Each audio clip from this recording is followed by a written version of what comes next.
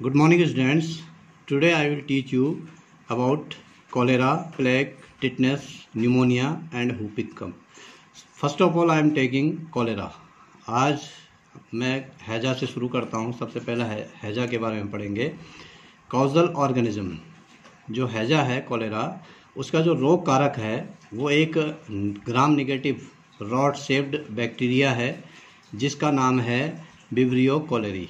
इस जीवाणु के कारण ये हैजा रोग फैलता है और हैजा रोग को सबसे पहले आइडेंटिफाई किया था रॉबर्ट कोच ने। रॉबर्ट कोच के द्वारा इसको सबसे पहले आइडेंटिफाई किया गया था। अब हम देखते हैं इसके फैलने के तरीके, वे ऑफ कम्युनिकेशन।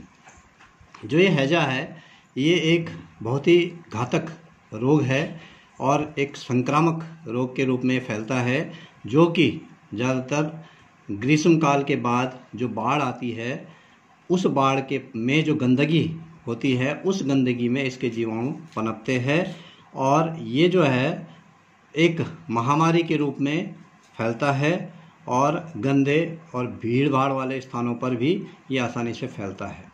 ये जो किसी व्यक्ति के शरीर में प्रवेश करता है, मक्खियाँ जो है भोजन को दूषित करती है और मक्खियाँ इसके जो रोग कारक है विब्रियो कोलेरी उस जीवाणु को एक स्थान से दूसरे स्थान तक पहुंचाती है और दूषित भोजन एवं जल के द्वारा ये विब्रियो कोलेरी हमारे शरीर के अंदर प्रवेश करता है। लक्षण है इसके सिम्टम्स। सबसे पहला इसका लक्षण है उल्टी दस्त, सबसे महत्वपूर्ण इसका लक्षण है। और इसमें जो है मूत्र त्याग बंद हो जाता है, हाथ पैरों में ऐंठन आ जाती है, बहुत ज़्यादा प्यास लगती है, इसमें पेचिस के कारण डिहाइड्रेशन हो जाता है, शरीर में पानी की कमी हो जाती है और प्रॉपर इलाज न मिलने पर रोगी की मृत्यु तक इसमें हो सकती है। इसके जो बचाव और रोकथाम है, कंट्रोल मीजर्स हम कह सकते हैं उनको। ये बीमारी मुख्यतः पानी के द्वारा फैलती है और पानी जो है हमें उबालकर पीना चाहिए, खासकर बरसात के दिनों में या जिस समय बाढ़ की स्थिति होती है उस समय पानी को उबालकर पीना चाहिए। आजकल इसके टीके भी लगाए जाते हैं। सब्जियां या फल हमें जो है अच्छी तरह से धोकर उसको उपयोग में लाना चाहिए। भोजन से पहले और भोजन के पश्चात अच्छी तरह से हमें हाथ धो लेने चाहिए। इसका उपचार, अगर हम किसी को अगर ये हैजा हो जाता है तो इसके लिए जो है एक नाइट्रोन्यूक्लेटिक एसिड होता है, उसकी कुछ बूंदें पानी के साथ इसको सेवन किया जाता है, उससे रोग में आराम मिलता है। और इसके लिए जो है एंटी कोलेरा एक वैक्सीन होती है, टीका होता है, उसका इस्तेमाल किया जाता है जिससे कि ये बीमारी नहीं होती है। दूसरी बीमारी है डिप्थीरिया। ये जो रोग होता है ये छोटे बच्चों में 3 से लेकर 5 साल जो वर्ष के बच्चे होते हैं उनमें ज़्यादा पाया जाता है। कॉजल ऑर्गेनिज्म है, इसका रोग कारक है ये कोराइन बैक्टीरियम डिप्थीरी इसको बोला जाता है, उसके द्वारा ये फैलता है। और ये जो है जब प्रवेश करता है गले में, सांस नली वायु मार्ग में प्रवेश करता है तो गले में एक झिल्ली बना लेता है और वो वायु मार्ग को बंद कर देती है जिससे कि सांस लेने में तकलीफ होती है।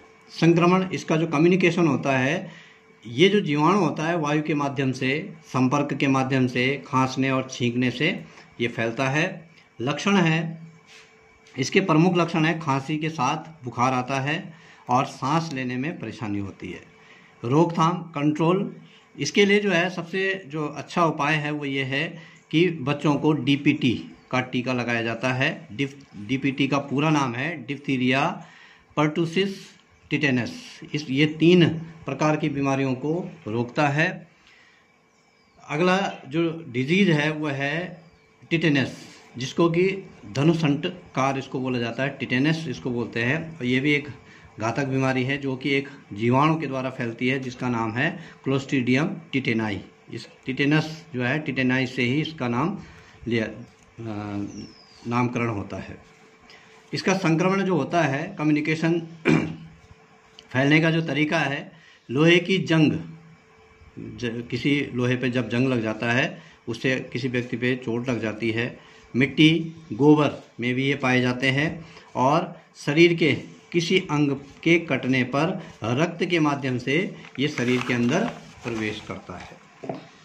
इसके जो लक्षण है, इस रोग में जब अगर हम 24 घंटे के अंदर अगर इसका टीका जो इंजेक्शन है वो न लगाया जाए तो इसमें जो है गर्दन और जबड़ों की जो मांसपेशियां हैं वो तेज़ी से सिकुड़ती है और जबड़ा बंद, इसको जो है जॉ लॉक डिजीज भी बोला जाता है, जबड़ा जो है लॉक हो जाता है और रोगी की मृत्यु तक इसमें हो जाती है। रोकथाम व उपचार, कंट्रोल एंड ट्रीटमेंट। जो इस प्रकार की डिजीज होती है इससे बचने के लिए डीपीटी का टीका सर्वोत्तम बचाव साधन है। और जंग लगी हुई लोहे की वस्तु से अगर चोट लग जाए तो उसके लिए एटीएस, जिसको कि एंटी टॉक्सिन सीरम जो बोला जाता है, सामान्य भाषा में उसको टिटनेस का इंजेक्शन बोला जाता है, उसको 24 घंटे के अंदर लगवा लेना चाहिए। नेक्स्ट डिजीज है प्लेग। प्लेग भी एक समय पर में जो है बहुत बड़ी महामारी के रूप में हमारे देश में और विभिन्न देशों में आई थी। इसका जो कॉजल ऑर्गेनिज्म है, रोग कारक है, ये खतरनाक संक्रामक बीमारी है जो कि यारसीमिया पेस्टिस एक जीवाणु है, ग्राम नेगेटिव बैक्टीरिया है, उसके द्वारा ये फैलती है। और इसका जो संक्रमण होता है ये चूहे, गिलहरी आदि में ये बीमारी सामान्य रूप से पाई जाती है। जो चूहे और गिलहरी है उनमें सामान्य रूप से ये पाई जाती है। जब पिस्सू ऐसे चूहे और गिलहरी को काटते हैं और उन पिस्सुओं में इसका प्रवेश होता है और वो पिस्सू मनुष्य को भी काटते हैं तो वो पिस्सू उसके वाहक हो जाते हैं और ये बीमारी चूहे और गिलहरी से मनुष्य तक पहुंच जाती है। लक्षण है इसके, सिम्टम्स है इसके, ये रक्त की बीमारी है। और इसमें क्या होता है, जो गर्दन होती है उस पर लिम्फ नोड आदि जो है इकट्ठा होनी शुरू हो जाती है, जिससे कि गांठ बन जाती है। और इसका अगर टेस्ट जो इसका परीक्षण है वेसन स्ट्रेन टेस्ट इसका किया जाता है और उसके द्वारा इस बीमारी का पता लगाया जाता है। इस बीमारी के फलस्वरूप आरबीसी जो होती है, रेड ब्लड कॉर्पसेल्स जो होती है हमारे रक्त में, वो नष्ट होने लग जाती है और व्यक्ति को तेज बुखार रहता है। रोकथाम और उपचार, कंट्रोल एंड ट्रीटमेंट्स। इस बीमारी में हम इसके लिए क्या करें, पिस्सुओं को कीटनाशक दवाओं के छिड़काव द्वारा मार देना चाहिए। पिस्सू घर में नहीं होने चाहिए, चूहों को भी नष्ट कर देना चाहिए। और रोग होने पर स्ट्रेप्टोमाइसिन, यदि किसी को प्लेग हो जाता है तो उसको स्ट्रेप्टोमाइसिन, क्लोरोमाइसिटिन और अन्य सल्फर बेस्ड जो दवाइयाँ होती है उनको दे देना चाहिए, जिससे कि इसमें आराम मिलता है। नेक्स्ट जो डिजीज़ है वह है कुकर खांसी, व्हूपिंग कफ उसको बोला जाता है।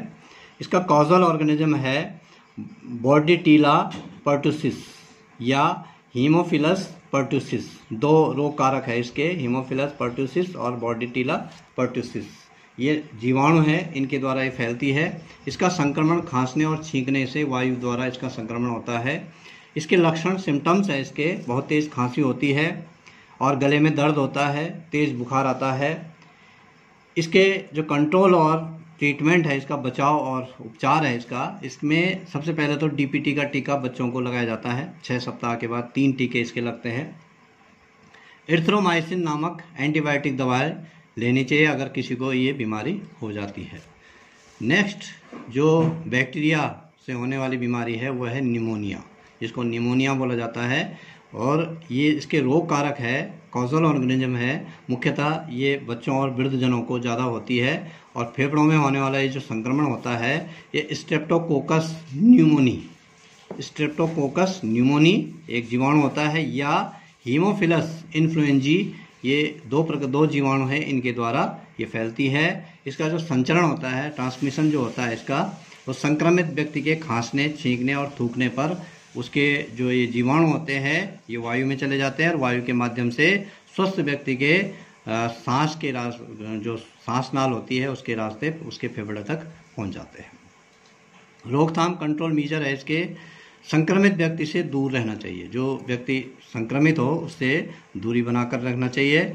उस व्यक्ति को खांसते छींकते समय अपने मुंह पे और नाक पे रुमाल रखना चाहिए।